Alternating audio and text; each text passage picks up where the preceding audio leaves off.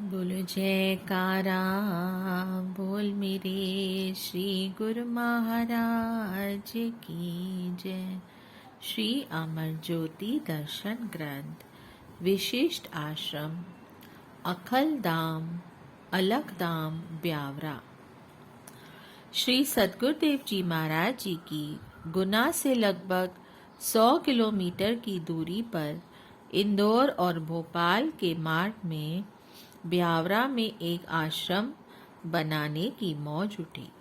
इस हेतु आपने 2-3 स्थान देखे। आगरा बम्बई हाईवे के समीप एक स्थान को उपयुक्त जानकर इसे सन 1996 में खरीद लिया गया। यहाँ 2-3 कमरे बने हुए थे, बाकी सारा प्लॉट खाली पड़ा हुआ था।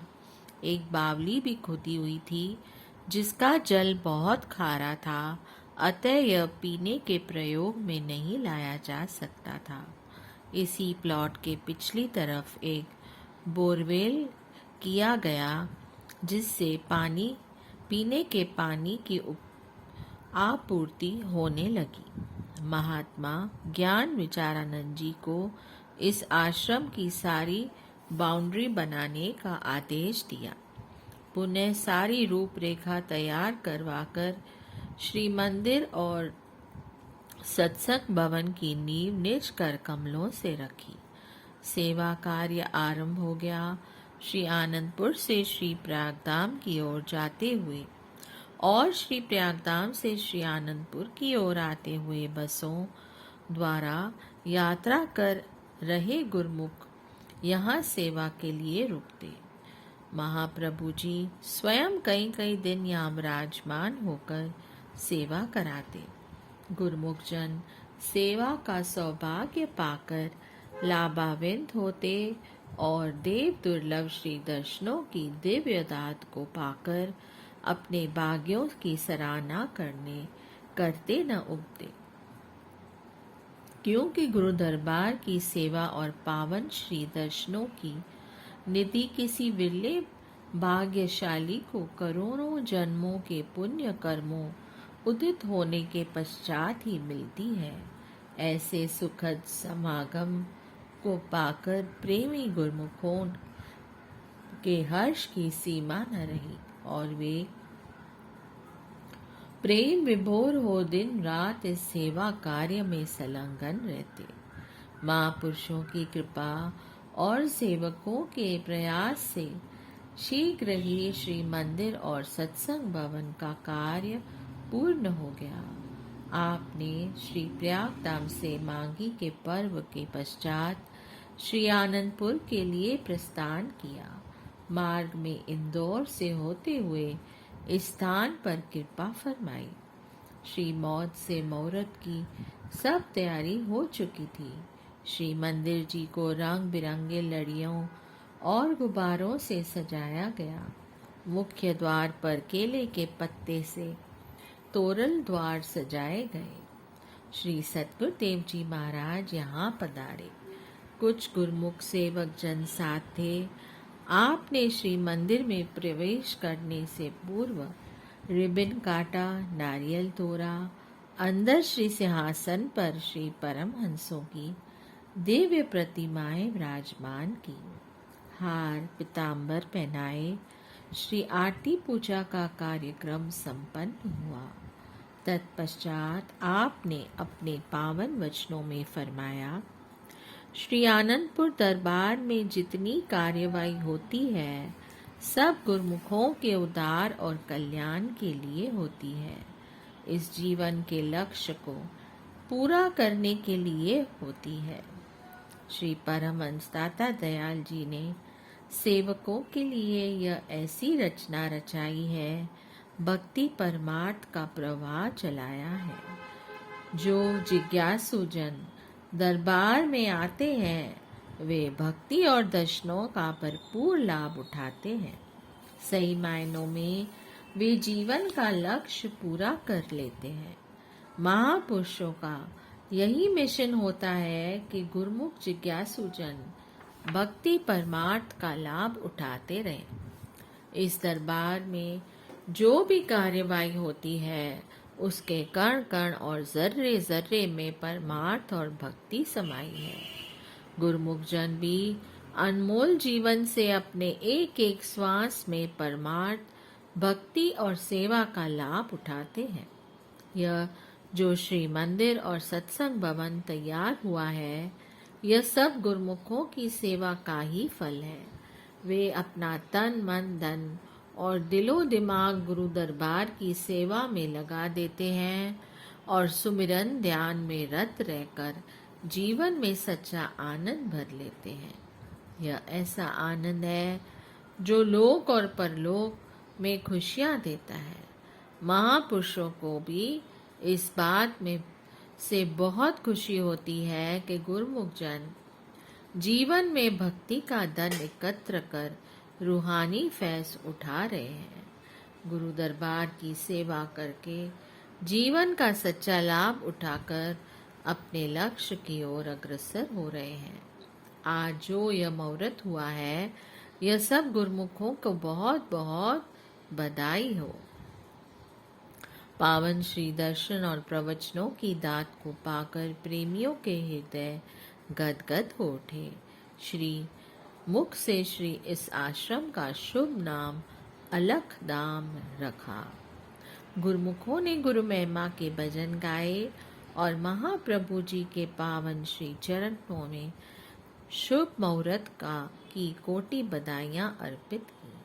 प्रसाद वितरित हुआ और इस उपलक्ष्य में भंडारे का आयोजन भी हुआ।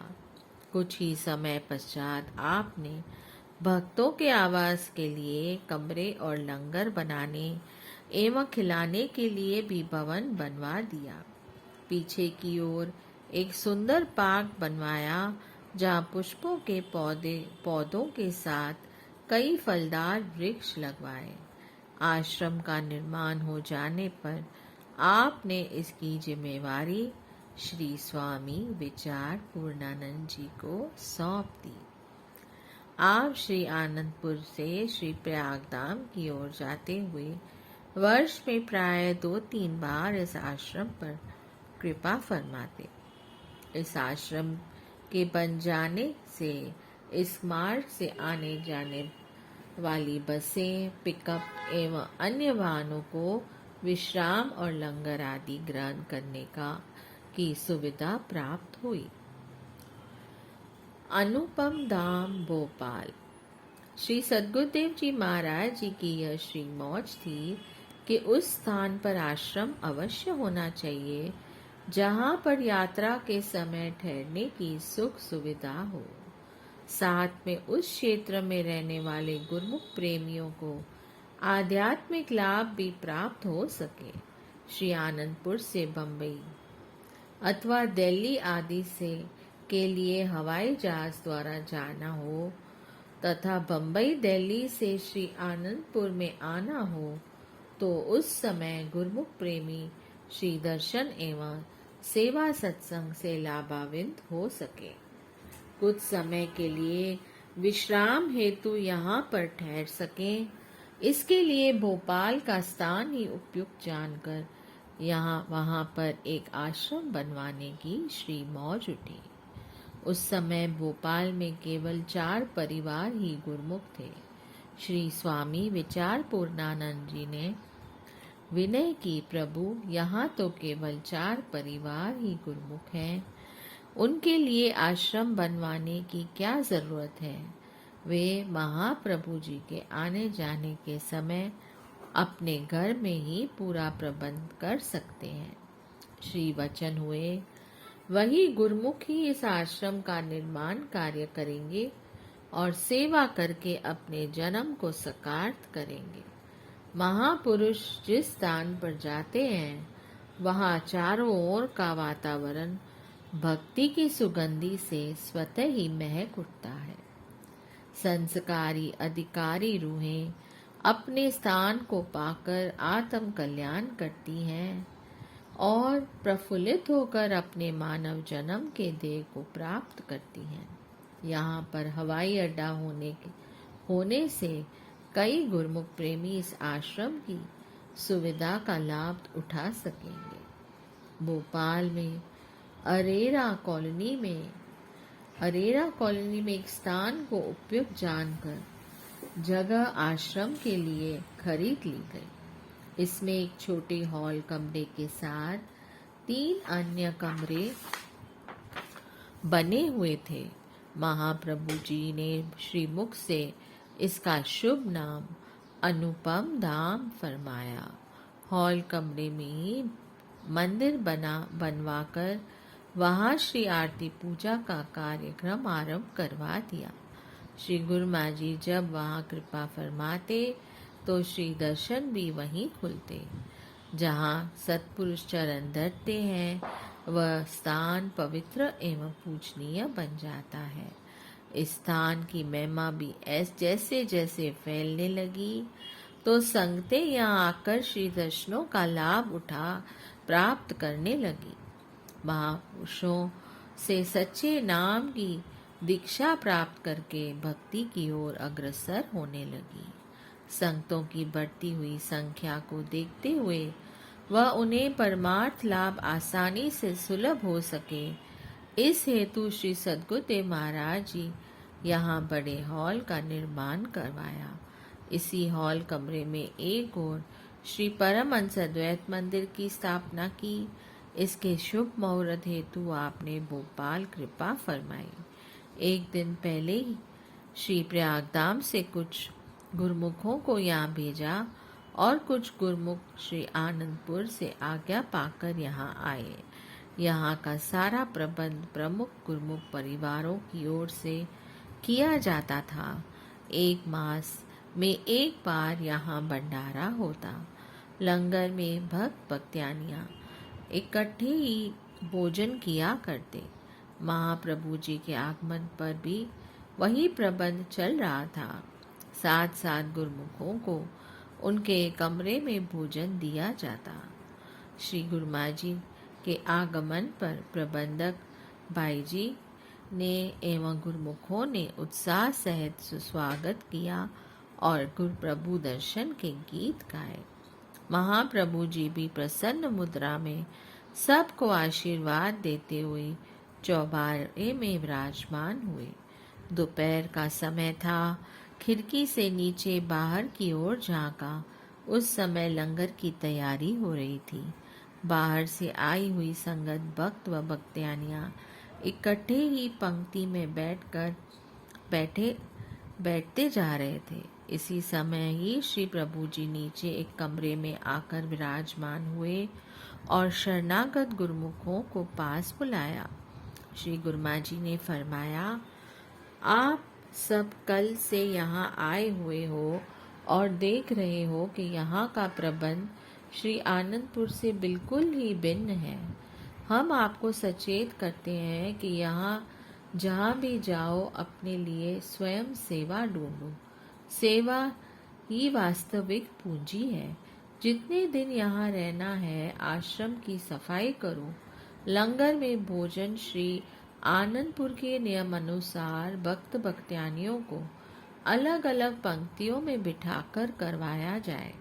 पुनः बाई जी प्रचारिका एवं प्रमुख परिवारों में प्रबंधकों को बुलाकर फरमाया, अब तो साथ आए गुरुमुख जन सेवा करेंगे।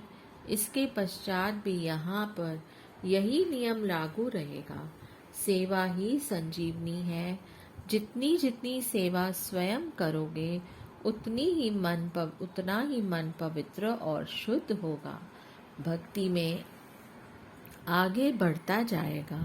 सेवा ही हमारे दरबार का आभूषण है। अतः आप सब सेवा में मशगूल रहकर अपने समय को सकार्त करें। श्री सद्गुरुदेव जी महाराज जी ने इस नवनिर्मित हॉल कमरे का शुभ मुहूर्त 25 मई 1986 के शुभ दिन बहुत धूमधाम से किया।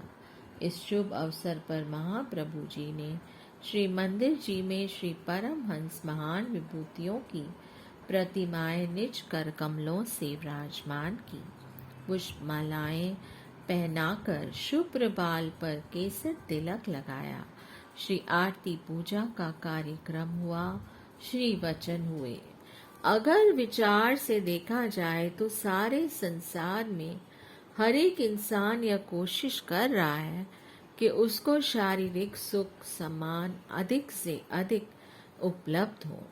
हर वक्त जीव की यही कोशिश होती है कि शारीरिक सुख के लिए सब सामग्री एकत्रित कर लो। उसकी समझ व दौड़ धूप शरीर तक ही सीमित है। यह तो सबको ख्याल होता है कि दुकान मकान अथवा फैक्ट्री बनाओ, लेकिन यह ख्याल किसी किसी को ही होता है कि मंदिर बनाओ।